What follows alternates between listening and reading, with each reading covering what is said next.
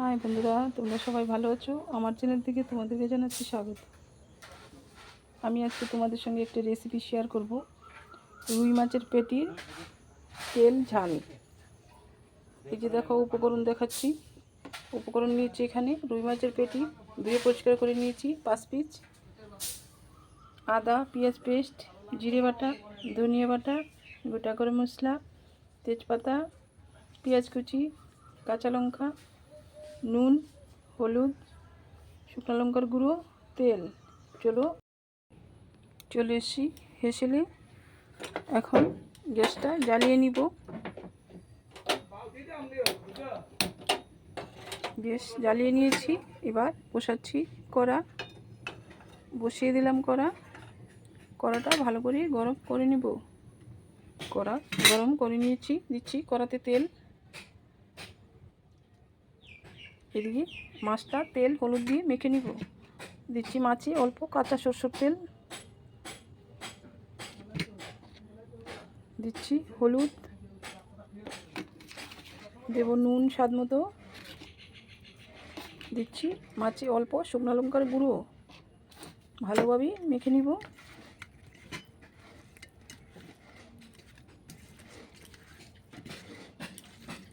এই মাছের পেটির তেল ঝালটা রান্না করতে খুব তাড়াতাড়ি রান্না হয়ে যায়। এবার সব কিছু ভালোভাবে মিশিয়ে নিলাম। তেল ভালো করে গরম করে নিয়েছি। দেখো, তেলটা ভালোভাবে গরম করে নিয়েছি। দিচ্ছি মাছ আস্তে করে উল্টে দিচ্ছি। মাছ উল্টে দিয়ে দিয়েছি। সব মাছ আস্তে করে ভেজে নেব। মাছের পেটিগুলো কালার কত সুন্দর হয়েছে। তোমরা লঙ্কার গুঁড়ো আর অল্প কাঁচা সরষের তেল দিয়ে মাছ মাখবে, তবে কালার খুব সুন্দর হবে। এবার মাছ নামিয়ে নিব।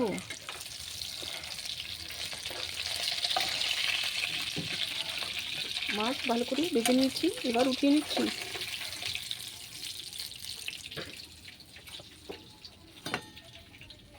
আরও কটা মাছ আছে আমার কাছে, ওগুলো ভেজে নিব। সব মাছ ভালো করে ভেজে নিয়েছি। এবার ওই মাছ ভাজার তেলেই দিয়ে দিচ্ছি আর অল্প তেল দিয়ে দিয়েছি। তেল গরম হয়ে গিয়েছে, দিচ্ছি তেজপাতা, গোটা গরম মশলা, পেঁয়াজ কুচি পরিমাণ মতো দিয়ে দিচ্ছি। নাড়াচাড়া দিয়ে দিব। গ্যাসটা এবার একটু বাড়িয়ে দিব।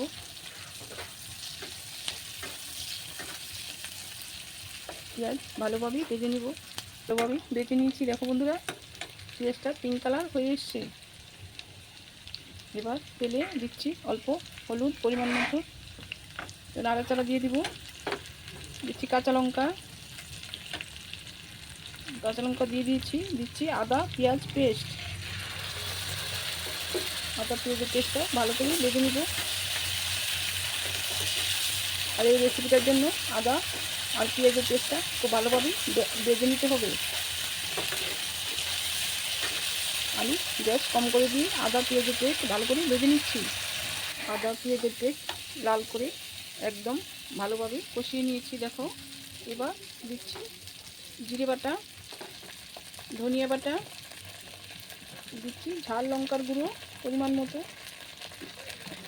এবার সব কিছু আর অল্প টাইম ভেজে নিব।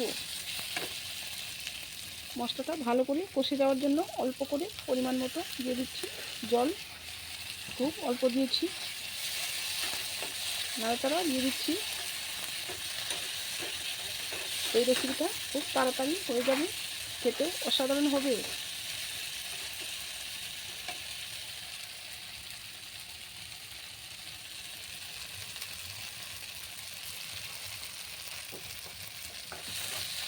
ভালো করে সব মশলা কষিয়ে নিয়েছি।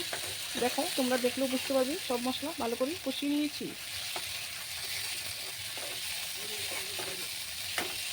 এবার পরিমাণ মতো দিয়ে দিচ্ছি ঝোল দেবো আমার পরিমাণ মতো। দিয়ে দিয়েছি ঝোল। এবার নাড়াচাড়া দিয়ে দেবো। সব মশলা ঝোল ভালোভাবে মিশিয়ে নিয়েছি। এবার দেব নুন, আমার স্বাদ মতো দিয়ে দিলাম নুন। তোমরা যে যেরকম খাও সেরকম দিয়ে দিবে। এবার ঝোল দিয়ে দিয়েছি, দেখো আমার পরিমাণ মতো ঝোল দিয়ে দিয়েছি। আর ঝোলটাকে আমি 3 মিনিট টাইমের মতো ফুটিয়ে নিয়েছি। দেখো দেখতে কত সুন্দর হয়েছে। এবার মাছের পেটিগুলো দিয়ে দিচ্ছি। মাছের পেটি দিয়ে দিয়েছি।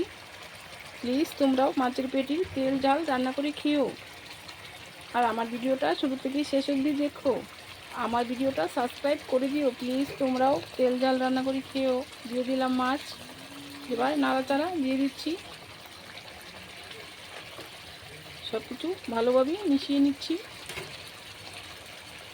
এবার দিয়ে দিব মা অন্নপূর্ণাকে। এবার আরও 1 মিনিট টাইমের মতো ফুটিয়ে নিব।